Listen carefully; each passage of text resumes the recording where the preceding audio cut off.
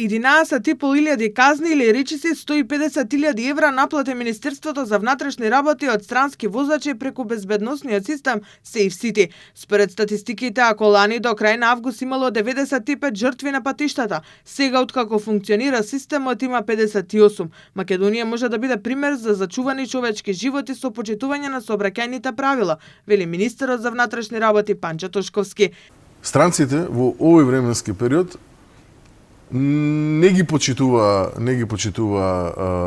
сообраќајните правила и покрај тоа што многу пати Министерството за внатрешни работи излезе во јавност и соопшти дека сите прекршоци кои што се сторуваат низ патиштата во Македонија се констатирани, се евидентирани и ќе бидат доставени до секој еден кој што го сторил прекршокот.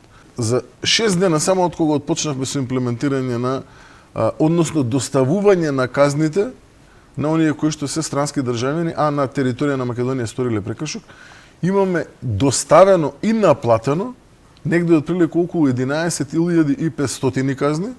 Најавите се дека во првата половина на септември SafeCity ќе почне да функционира во СВР Велес, а потоа и во Охрид и регионот. До крајов на овој месец, меѓутоа сигурно првата половина од септември ќе започнеме со примена на паметниот систем Безбеден град на територија на СВР Велес.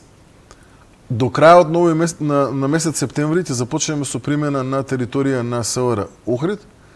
Потоа следуваат СВР Струмица и СВР Штип, кои што би требало да започнеме со функционирање до крајот на оваа година со сигурност. Сигурно ќе започнеме со инсталирање и техничка припрема и во рамки на територија на СВР Битола. Министерот рече дека кандидатите кои ги поминале сите 4 фази од приемот во средното полициско училиште ќе бидат примени и наместо 200 од 1 септември учебната година ќе започнат околу 310. Финансиски средства биле обезбедени, а во соработка со МОН ќе се реши и наставниот кадар.